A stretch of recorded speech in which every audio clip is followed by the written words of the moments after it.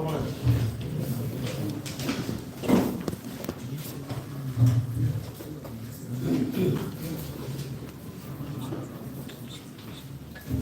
afternoon, ladies and gentlemen of the press. Good afternoon to our distinguished platform guests. I'd like to be back here behind this microphone. Today is June 5th, Thursday. We have a full house here. The acting chairperson of the Board of Commissioners of the Liberia Telecommunications Authority, Honorable Abdullah Kamara, is here with Honorable Abdullah Swari, who is also the acting managing director of the National Insurance Company of Liberia.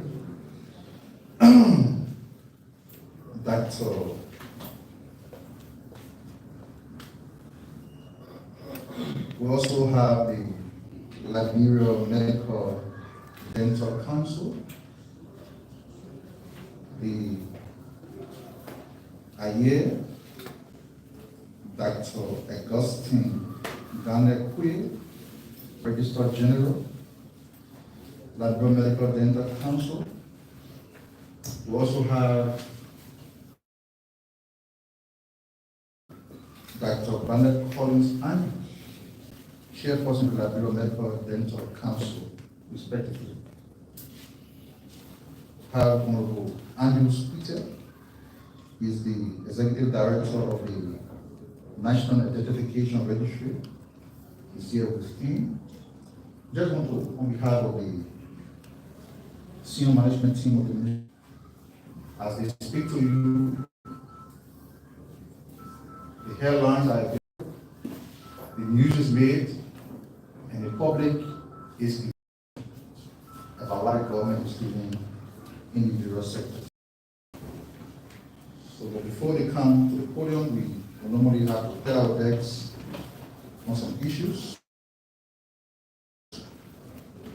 that are unfolding in the country. Currently, as we speak, His Excellency President Joseph Dimam Boakai is en route, that is, if he has not arrived yet, is en route to Nima County to join ASLA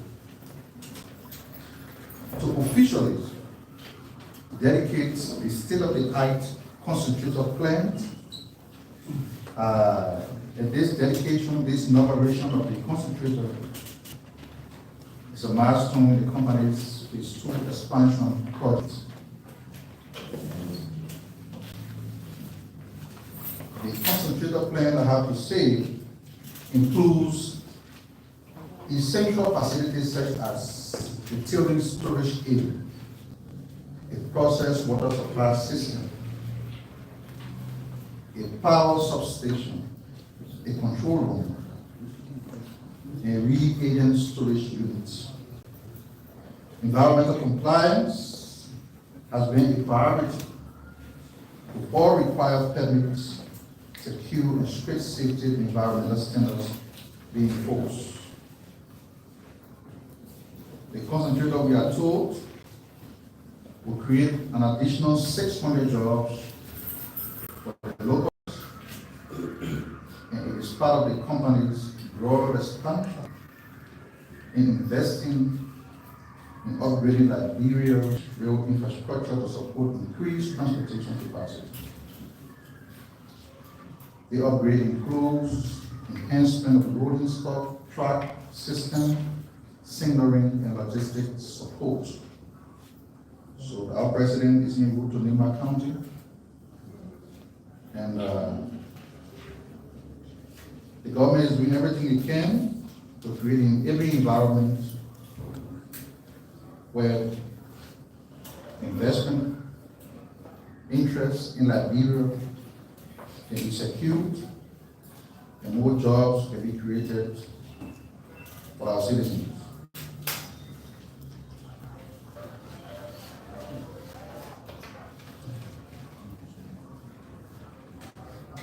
In April, during a diplomatic engagement, Liberia's foreign minister, the of the president's cabinet, Madam Sarah Besto-Yanti, formally conveyed to President Erdogan of Turkey the interest of His Excellency President Ouattara in establishing a government-to-government partnership to modernize Liberia's primary international gateway, the RIA. President Erdogan responded positively and committed Turkey's technical and financial support to upgrade the airport to international standards and to contribute to Liberia's broader economic development agenda. In fulfillment of this commitment, when you say as to the Rabos International Airport, this swift intervention underscores Turkey's dedication to strengthening bilateral ties and supporting critical infrastructure development in Liberia. This visit precedes a scheduled visit by a high-level 7-member Turkish delegation, which was initially scheduled for June 10th to 13, 2025.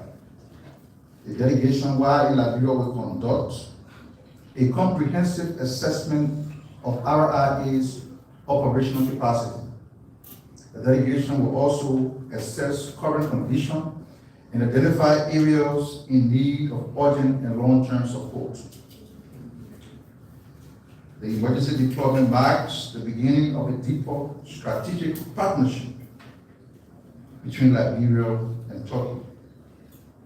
The initiative is part of a broader economic diplomacy strategy led by Her Excellency Sarah Besto-Yanti, who is actively engaging international partners to attract foreign direct investment, create jobs, and drive Liberia's development through robust infrastructure projects.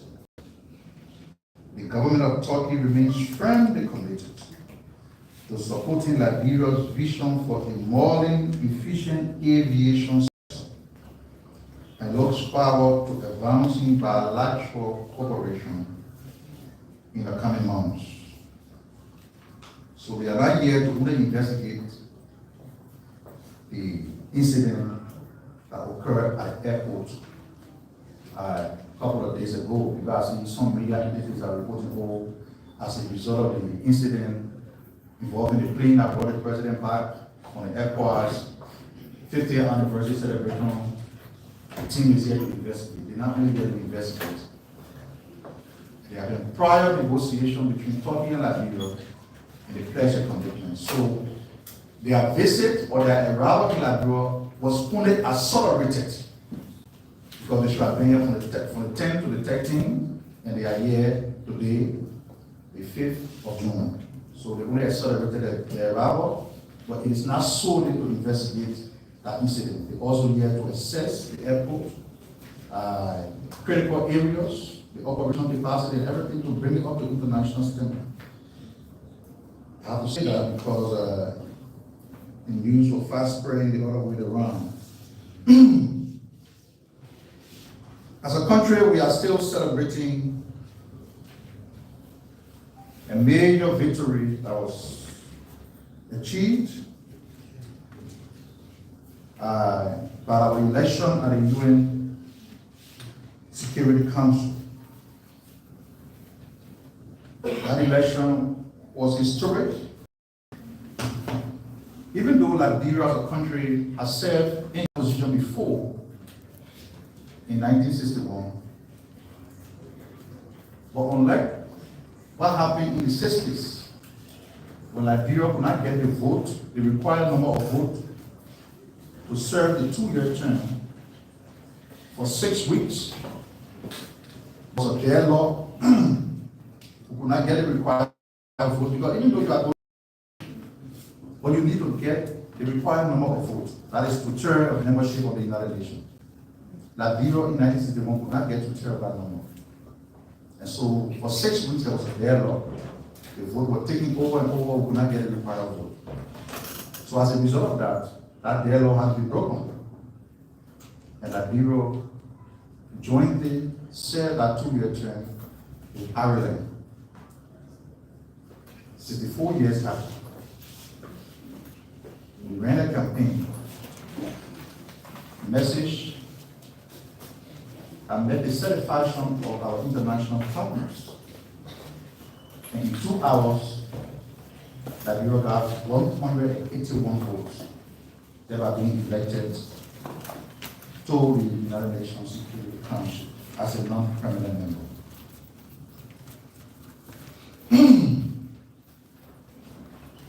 It's a major victory for our country,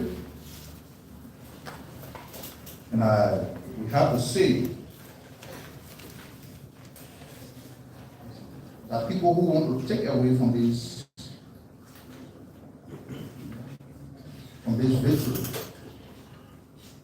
by diverting the national conversation to say, oh, the president spoke.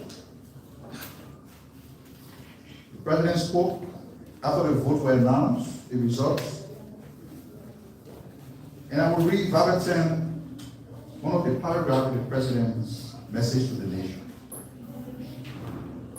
We stand on the shoulders of giants, including Joseph Jenkins Rouse, Evan Barkley, William V. Stockman, William R. Tolbert, and Ellen Johnson Sirleaf, who flew the flag of Liberia high on the international stage.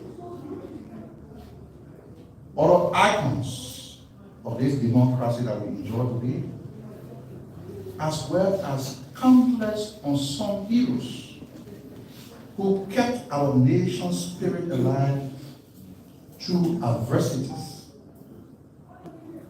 This moment is the fruit of their labor and growth.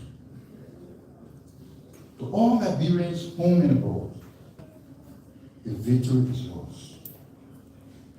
Let us rally together to make this term a success. When Liberia sits at council, it will be your hopes, resilience, and dream as she would care. What the president said. It's victory for all Liberians.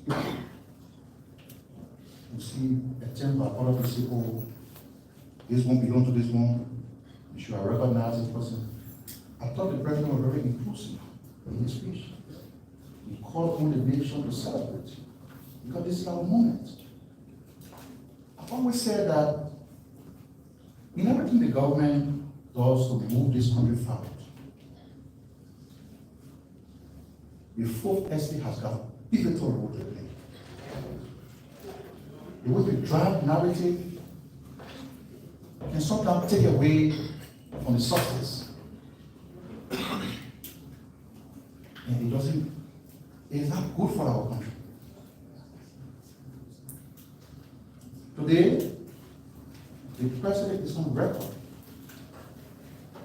I'll say that those who claiming projects from one place to another, for him, everything his government does is for the Liberian people.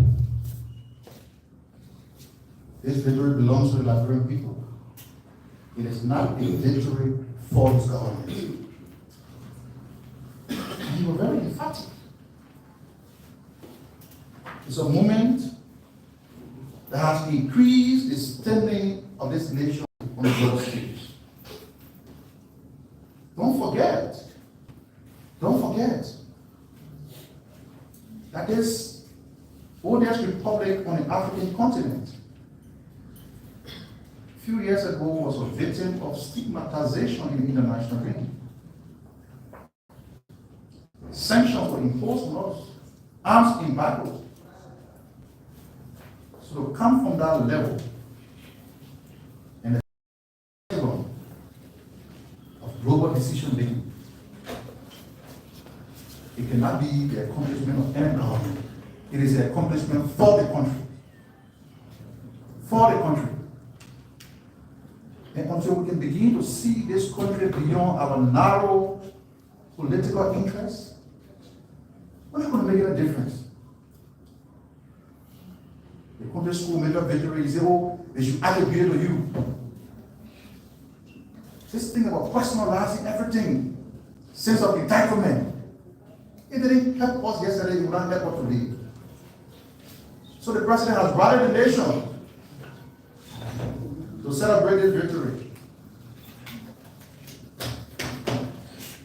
And as a government, we continue to echo that call.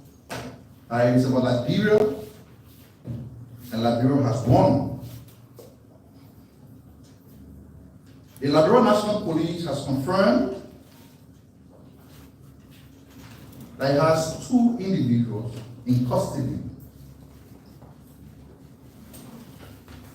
They have been invited in connection to ongoing investigation in the Capitol building arson attack.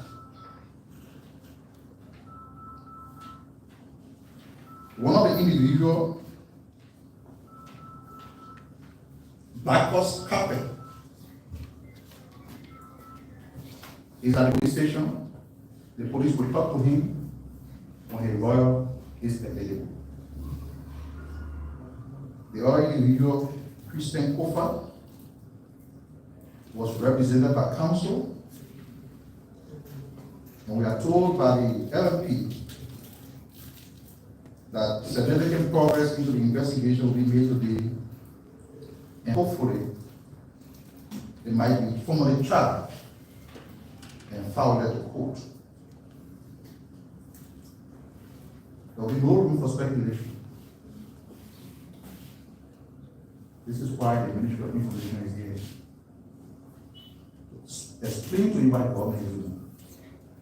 So contrary to information being circulated on social media by some of our friends, nobody has been kidnapped. The police got a duty to investigate. The Capitol building is a symbol of our democracy. And some individuals, for reasons best known to themselves, decided to set it ablaze. And I've always said that when a crime is committed, the security apparatus, the government, has got a duty to re-establish order.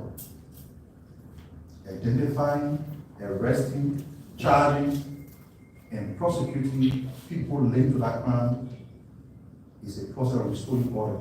You remind them that the government here, in the crime you committed, the things you did, as per our criminal procedure law, the penal law, are considered crimes in our jurisdiction. And so they will be prosecuted in keeping with law. Thank you very much. With that being said, let me now invite the Honorable Abdullah Kamara. We have a very important update. There's an insurance, first of a kind in Liberia, insurance scheme that will benefit the Liberian public. So we're straight here with the National Insurance Company. So he will speak, Dr. Margaret talk along. So I will speak, and then we'll take the hour, and then the Medical Dental Council will close it to take questions from the press. Thank you very much. Mr.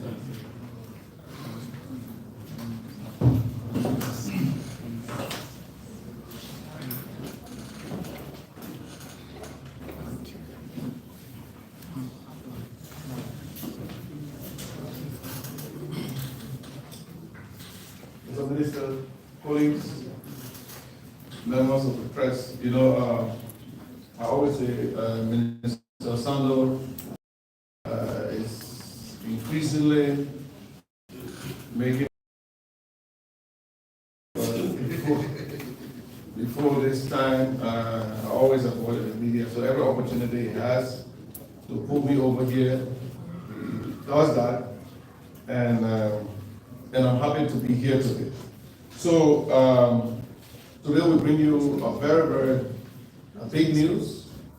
For the first time in the Republic of Liberia,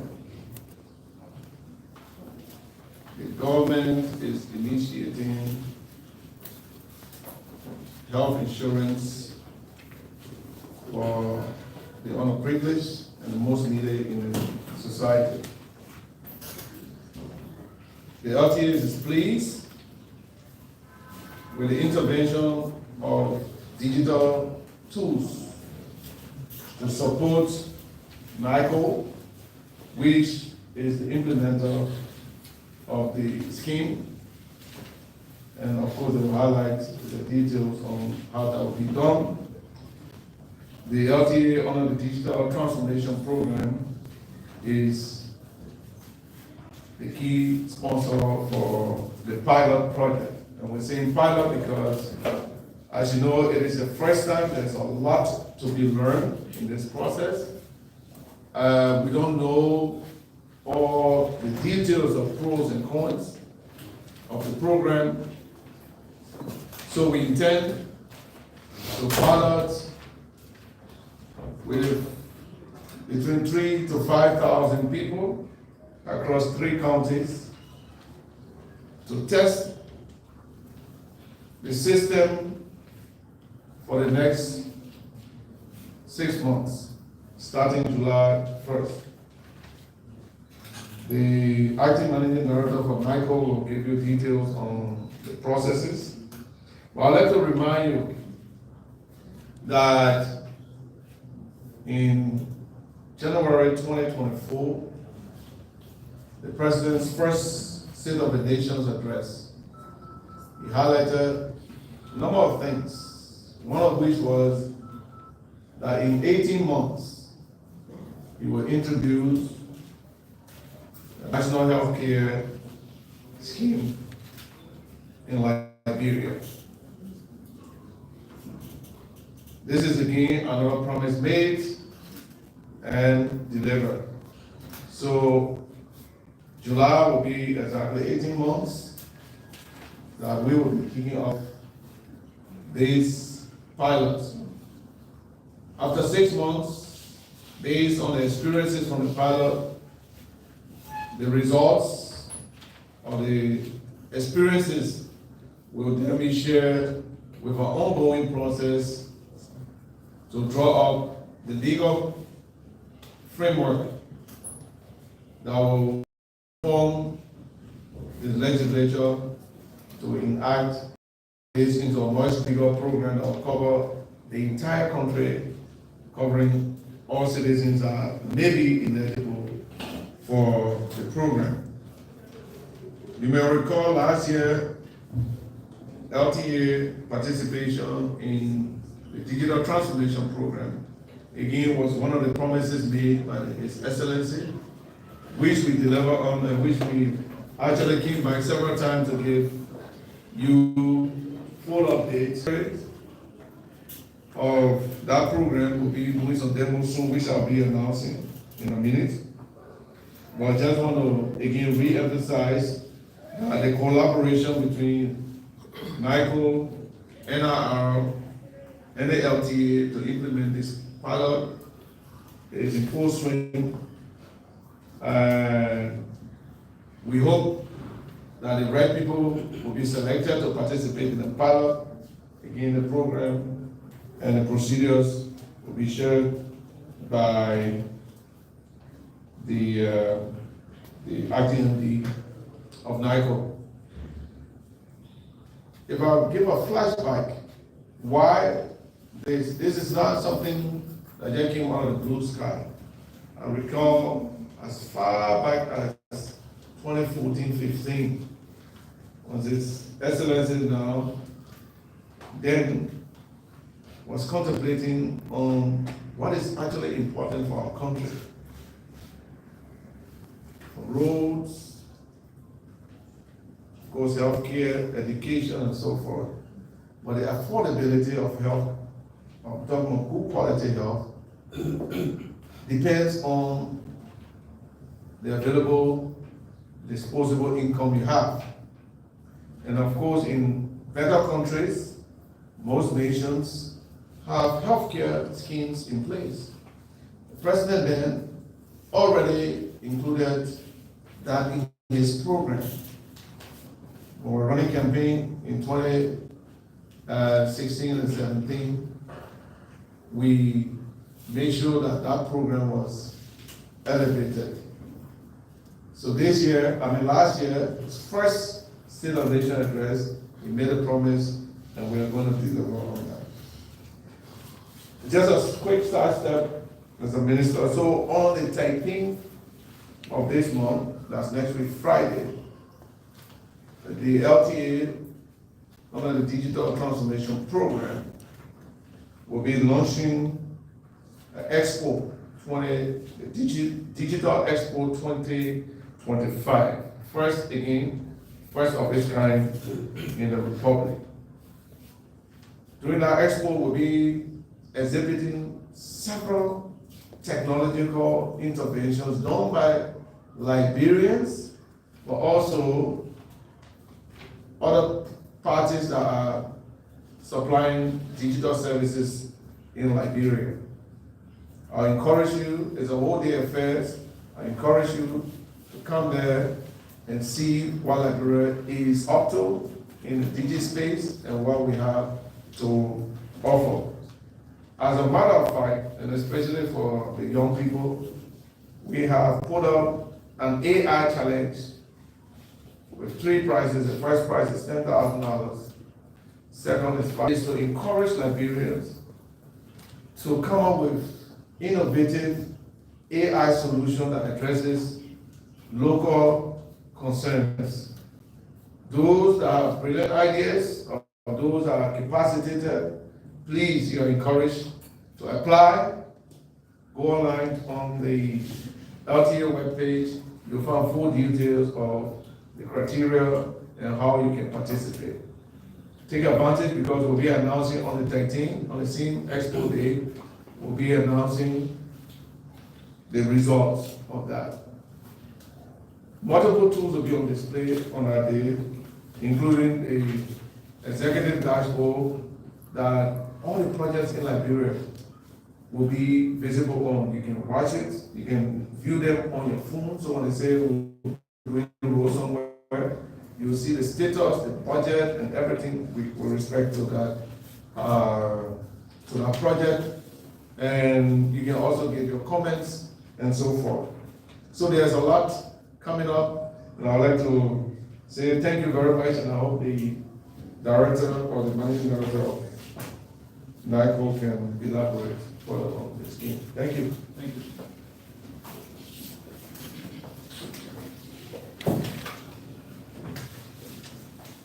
Good afternoon. Hello, Minister, fellow officials of government here present, the media family, distinguished ladies and gentlemen. The LTA boss said Daniel Sandra is trying to make it media friendly.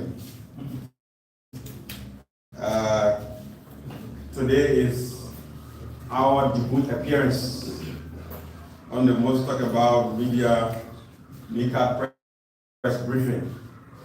And this is the biggest platform for any state actor to provide an insight on what you do at your entity. So today seems a very remarkable one for us at the level of the National Insurance Corporation of Liberia. For those of us out there who have not heard the name NICO, NICO means the National Insurance Corporation of Liberia. It is an institution that was established as far back as 1984 with just a single mandate to effect insurance across the country that is geared at risk mitigation, risk management, and social protection. And for those who have been around in the 80s, the name NICO was a household name. So the effect that government was very, very reliant on the operation of NICO, because NICO did not just contribute to the development challenges, but it served as a bastion of self-reliance in the insurance sector. Because the other created NICO, it says NICO is a quasi-reinsurance company, meaning all insurance companies in Liberia will cede a certain percentage of their premium, their yearly premium, to NICO. As it stands right now, we do not have a reinsurance company in Liberia, and reinsurance payments are all sent out of the country. So it was the idea, and that contributes to some huge capital flight. So it was the idea that such amounts will remain in the country and will be used for investment projects. But NICO as an idea was to ensure that government assets were protected and disaster recovery. Everything we do, the food we eat, we go to school, everything is embedded with risk. How do you mitigate those risks is why the idea of insurance come about. So NICO is that institution. So now it's just a little bit of history. So as every other institution, the Civil War came and hit, and there was a downgrade of basic operations, and succeeding governments have come, and with this current regime, the needed attentions have been given to NICO in the first instance to ensure that as a national institution, NICO is recapitalized to ensure that we will be able to underwrite the risk that are due us. So we are very much enthusiastic about what has been previously announced. A week ago, NICO, along with the National Delegation Registry and that of the Liberian Telecommunications Authority, signed a landmark MOU that is geared towards piloting what we call the universal health coverage. And for those of us, universal health coverage is a broad idea that is geared towards governments providing health care for the most vulnerable, meaning social protection. You should go to hospital even if you don't have money. That's the broad idea. It has been piloted and it's been executed across some other African countries like Ghana, Kenya, and the rest of the world. It is an idea that has been expressed by the president that he's so passionate about, that despite your social condition, your economic status, you must be able to go to hospital when you are sick. So the idea was born out of that.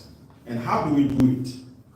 So the universal health coverage everywhere around the world is very costly, and it's an ambitious project. So what is the idea surrounding this MOU? So NICO, the LTA, and NIR, but with specific reference, that is technology. Somebody asks, why is the LTA involved? The LTA has a mandate to provide a premium. In insurance, the premium is the money that you pay for insurance. So if you have your car right now, and the police stops you and say you don't have an insurance, if you go to the insurance company, the money you pay, that's the premium, that's what we call a premium. So the LTA provides the premium, and we provide the products. And that is to say across 3 countries as a pilot. And our target is around 3,000 to 5,000 citizens of the most vulnerable. Montserrado, MindDB, and Bomi as a pilot project. And we believe that this pilot is going to provide it's going to answer so many questions. Firstly, let us acknowledge that there is this idea about the equity fund that has been championed by the Ministry of Health. And this pilot project is intended, when successful, which we know it would be, it gives the national debate, the national discussion, a tool to work with. That having piloted this idea by a state-owned insurance company, it gives you now the broader idea, because there is an idea of the financing of the equity fund, how you go about it. So NICO has answered a question. The financing of the project is going to be done by the LTA. And how do you do that? We leverage technology. That's why the NIR is going to come in. The NIR will provide, there will be a requirement. The basic requirement is that you must be a Liberian. And to be a Liberian, you must have a national identification card. That will be a tool for enrollment. There are other technological infrastructures that will be provided by the LTA through the Digital Transformation Project to ensure that there is an elimination of fraud in claim processing in enrollment and everything, because this is how it works. Medical insurance goes like this. You are the insurance company, you provide a cover, the health facility provides all of the diagnosis and the treatment, and the health facility will then send a bill to the insurance company, and the insurance company pays that bill. So the use of and most of what is happening right now is manual. So most insurance companies right now, the relationship between the insurance company and the healthcare providers is a manual process. So all of our mutual clients go to the hospitals and will do manual bills, of a family of a client, and later on they'll manually, present it to the insurance company. But this product, using technology, will eliminate that process.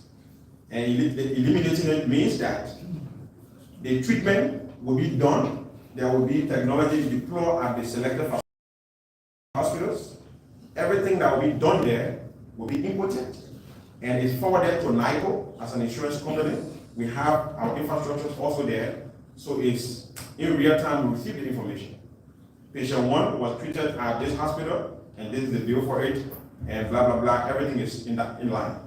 We service those claims, we pay those claims through the same digital means. So that is why the LTA is involved with this project. And this MOU also signals the significance of interagency collaboration. It means that if there's a national cost, government institutions can collaborate and find an amicable solution that will be in real time. The war, as we see it now, you cannot in any way do away with technology. And with the threat of AI, how do we, the chairman explained that they'll be launching a lot of digital projects, products in the coming years. How do we leverage technology to our own benefits? So that is the idea around it, and NICO stands as the race taker, and we want to urge all Liberians that this is an ambitious project, and the president is very, very passionate about this. And we as a national insurer, we are only on a mandate to ensure that the president's dreams are realized. And I remember a few years ago when you always have doubting Thomases.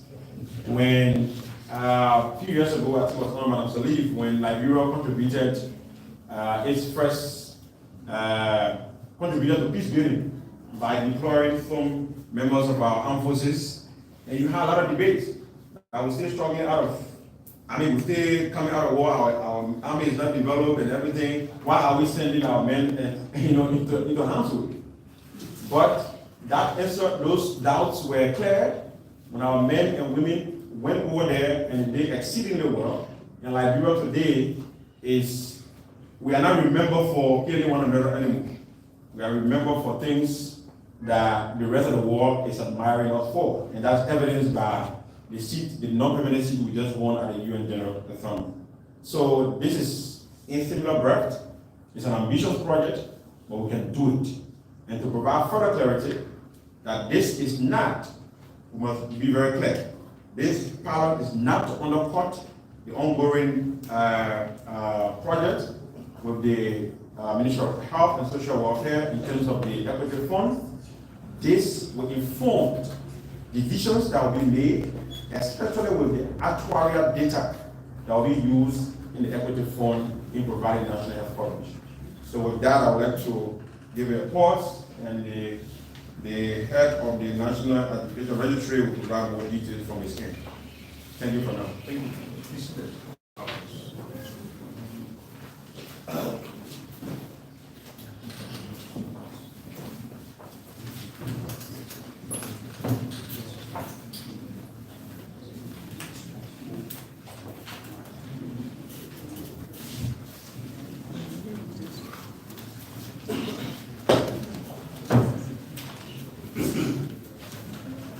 Good afternoon, ladies and gentlemen. The designated spokesperson of the government of Libya, members of the health sector present here, distinguished ladies and gentlemen. I want to firstly appreciate the ministry for this invitation to speak to critical issues of national concern that border around identity of Liberians and foreign residents in the border of our country. To give a little history for the National Identification Registry. In 1983, when Liberia was approaching 2.5 million,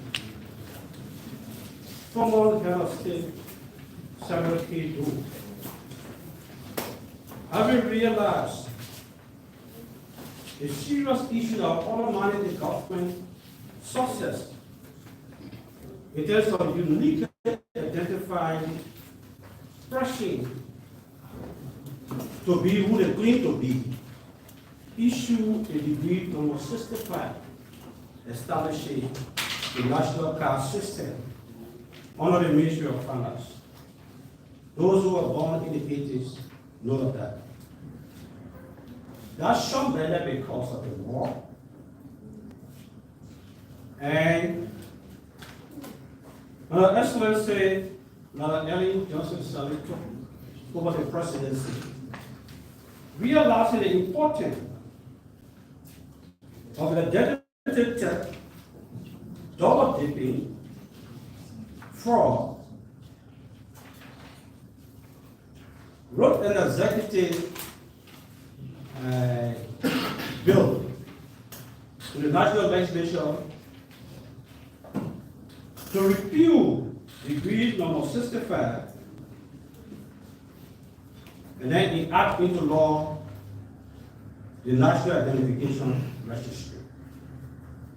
That was passed and published by the authority of the Ministry of Foreign Affairs on August 8, 2011.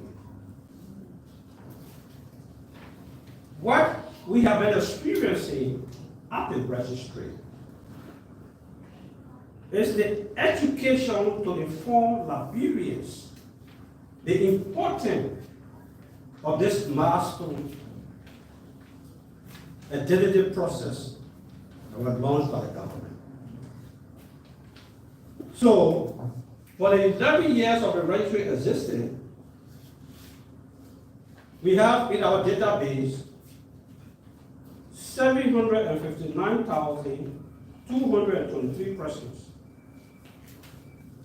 By percentage wise, male 431, 681 persons, which constitutes 56.85%. Female 327,542, which constitutes 43.15%. Why Sierra Leone are up to 95%. Ghana up to 90%. Ethiopia, they are going for 80% because the government issued a directive for all citizens and foreign residents to be factored in the database, to be assigned a unique identification number that are traceable and verifiable using the e-verification platform of the registry. It is unfortunate for us as Liberians that while other countries are boasting of increment in their data, for us to have 14.6%. These are some of the issues we faced when we attended the RD for Africa in Ethiopia a week ago. The management team, including the board of directors headed by the Minister of Internal Affairs, have to inform the president there's a need for the executive order to compel all citizens and foreign residents in the country to be uniquely identified. So the president issued an executive order. I know there are some issues, if I listen to talk show, and I want to tell you, Minister, every time I come here to update the Liberian people. Because we at the registry will enforce this executive order to the letter. In achieving the desired result, the Liberian people deserve. I will just tell you a little benefit, though it's huge. We talk about the LRA.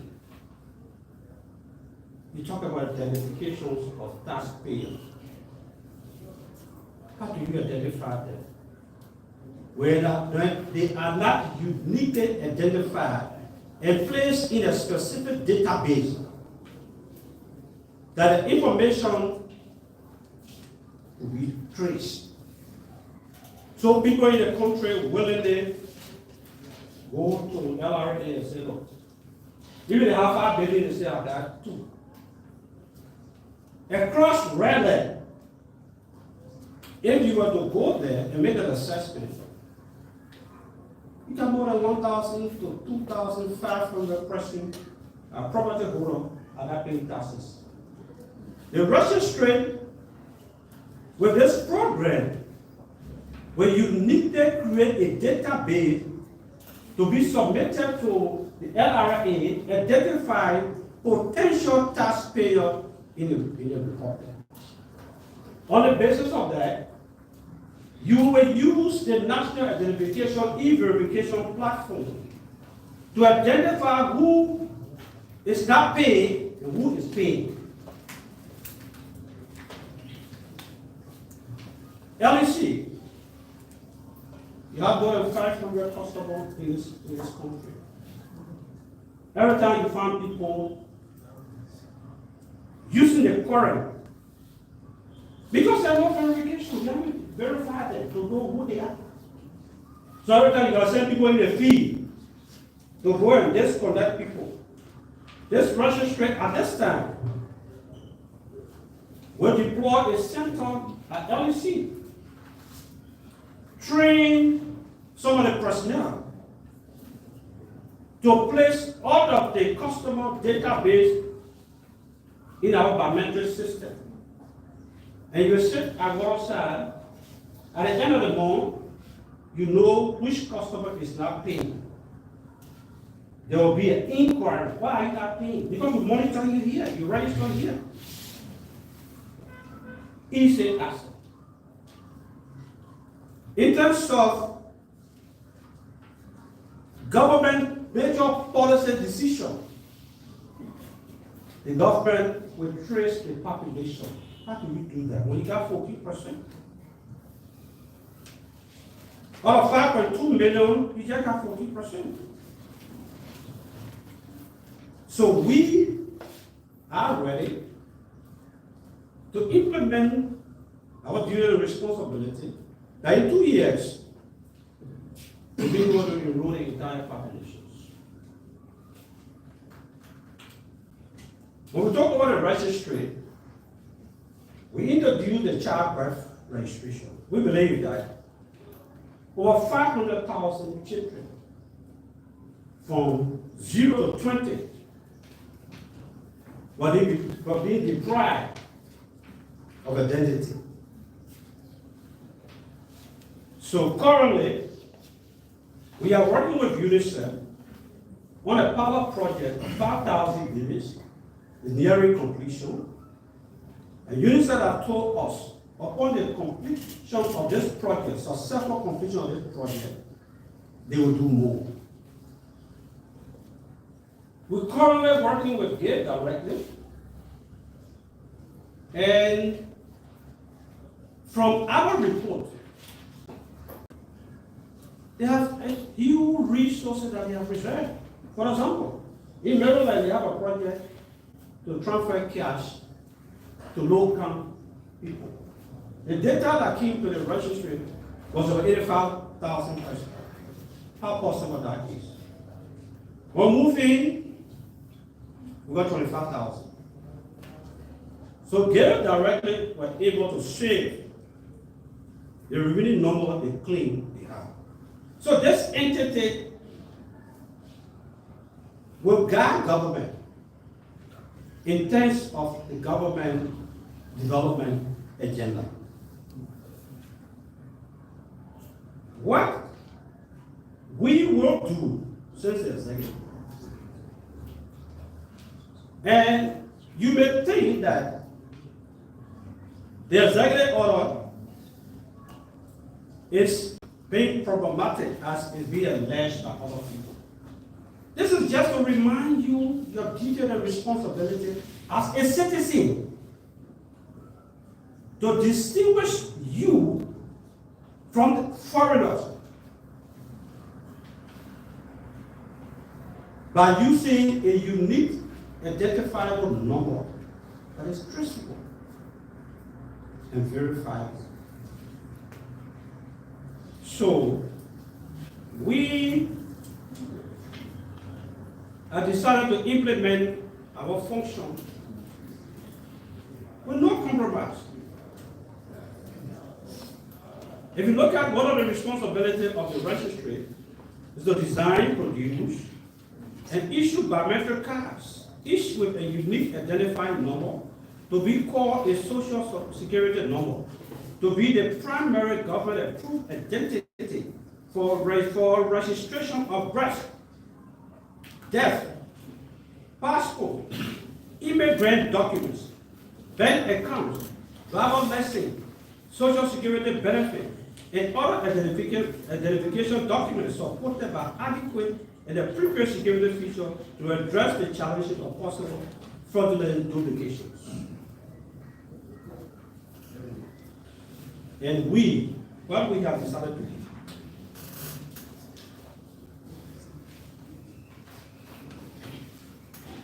since the executive order, we have on our plan to create additional 200 enrollment centers across the country with high quality equipment, establish 6 regional printing hubs for decentralized printing, deploy additional 500 enrollment teams to enroll citizens and residents in remote and high-reach areas, to provide electricity, solar panel installed at every center, to ensure technical support. The dedicated technical team will be deployed to provide local assistance at each registration center. One of the things we will achieve under this government in the implementation of the executive order and our function as the registry, we will create over 3,000 short-term and long-term jobs for young university graduates in a period of 2 years. So these are our plans that we have had at the registry. We wrote a very extensive communication, but because of the time limit, we will pass that to the press bureau so that they'll be able to update it. Mr. Minister, I can take you. Though my man is press friendly now, but I can I'll be here at every time because to update the agreements of how many persons register send the issue of this executive order. And I want to appreciate all of the banking institutions to uphold the president's directive. Uphold the president's directive. As they are doing now. You go to all our enrollment centers, you find people packed. Why so difficult? The most cheapest government service is at the registry, $5. Driver license is higher than what we issue. it's difficult for you to go to get your identification card. We urge you to do that. Lone Star and Cellcom, hopefully by August 1st, the mandate will be implemented. Meaning, since you are not going, probably maybe you don't have bank account, but you got cell phone. So they will begin to tell you, hey, you can call now. Go and identify yourself. We want to know the call. Looking at all the crimes that's being committed through telephone, the government has to monitor that. So thank you very much. And I would like to just a question for the public opinion of player. Thank you. Thank you, Mr. You don't know about the requirement to join the scheme. Okay. Okay. Sorry for that. Yeah, but that's a still rule. We signed the MOU with RTA and NAC for the insurance scheme. The reason we are there, and all of the agencies of government, we encourage them to include us in their activity, is to uniquely identify the person you are dealing with to be the one they claim to be. That is our simple. By tomorrow, 2 o'clock, I'll be at the Chamber of Commerce to launch the biometric registration and create 2 centers at the area. So we are going all over. And what we're going to do at the completion of this, we're going to do the application programming interface. And the KYC, know your customer, to be attached to all of the government ministries and agencies so that you'll be able to verify. So when somebody coming to you with an NIR card, you will know whether it's from World Trade Center or it's coming from NIR. Since the pronouncement, we have seen a lot of people going to World Trade Center. Oh, why waste your time? We're not going to run behind you. We're not going to run behind you. You go to the bank, you will be black because the e-verification portal will be there. We'll train the people. So as soon as you present it, they look at the number is not there, they take it from you. So why waste your time? And then some people spending $10, $15. Oh, I have to go and apparently you will succeed maybe one time, but I can show you that you're not going to succeed all of the time. So the best thing for you to do is to go to the registry and do your card. And we are fully committed. Those are supposed to benefit from the health insurance scheme will be the people which criteria that was sent to the NIR. If they say you're supposed to be from 50 upward, don't come to us. There's no space to maybe reduce your age or whatever. We don't have no space for that. I see a lot of people coming, my mother told me I was born this time. Later on, my bigger uncle came. I don't have space for that. So when you go there, put your real age there. And one of the things that we achieved in the minister, and the president said in his First Nations address, one of the things that political parties in American experienced was this voter trucking. You can find the whole country shaking around. Some people, where they do not live, they want to pull people in for political benefit. At the end result, you find people calling from district, our abandoned district. We're going to show you the NIR. When you go into the NIR, please, because we have a common district, you can be in Montserrat County and you come from Grand Cruz, you can register in that district. You understand? Not like I go to Grand Cruz. Or you have to go to Lofa. You come from District 10 in Lofa, just put it there. We are working with the National Elections Commission on our partnership. We are constantly a technical committee. The National Identification Registry will provide the data to the National Elections Commission. They will publish it. So if you did not register in a constituency in Basel, don't deceive about that, trying out from there. You go there, will be in vain because your data will not be there. At the end result, politicians who believe in cheating in elections will be cut off from this. And that's one of the main intent to unite this country. You cannot go to an area that you had no connection. You go to Raleigh or you go to Douala and pull over 20,000 persons. The next election result, this guy's elected. How? They were confused. But because of the trucking, I can tell you, with the help of the president and the government, we will continue that. Thank you very much.